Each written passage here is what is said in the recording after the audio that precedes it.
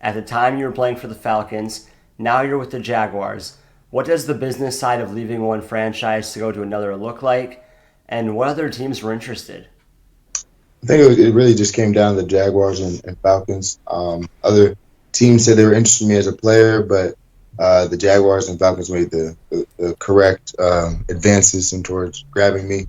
Um, the business side, what's it like changing teams? Yeah, what's it like going through negotiations? I mean, you have an agent and everything. I really left it all up to him. I thought I was going to go back to Atlanta, like just when the offseason started, and then he kind of took it from there. Started listening to teams' offers and stuff. You got to really play the waiting game, see what teams are about to do. They have to go to the combine, see what people they're interested in there to really gain, you know, information about their future and what they want to do with their future. So then by the time that the first day of free agency started, you kind of already know which teams you're about to go to when it all shakes, and then when they start putting offers on the table, the number either dries up or it stays the same, and then you know uh, what you're going to be playing for, you know the amount of money anyway, and then you can kind of choose between that once you understand what the decisions that you have to make are. Choose between the different cities that you want to play in. Yeah, what was the deciding factor at the end of the day going to Jacksonville over staying in Atlanta because you're still staying in the same part of the country and you decided relatively early in free agency, I remember.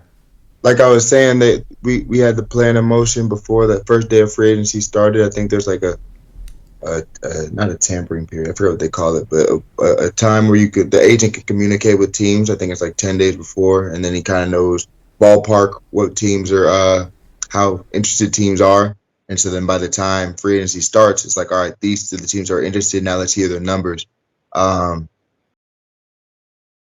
Jacksonville just had the means to build quickly with big plans for me. Like in Atlanta, I didn't really feel like it was my team, I'd say. Like I was definitely helping everybody that was there, and Jacksonville gave me like a fresh start, a new coach, new culture being built, and everything. I feel like I could be a big part of it, and yeah, they could build really fast. So the guys that they were bringing in, I mean, kind of like the Bengals, like you go in there, you know, they had a pretty bad year the year before, but they said they can build quick and not really rebuild, but let's make a run at it right then and there. So everybody that they brought in had similar mindsets, still something to prove, even with the deals that they got. And I think that just made a great gathering for the culture of the team going forward.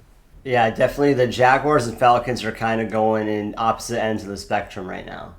Falcons probably got the opportunity now. They got a lot of money to bring in guys. Hopefully they bring in the right guys with the right mindsets. And, you know, I'm rooting for them a little bit here in free agency to make a run at people. But I think we play them this next year, so hopefully we beat them.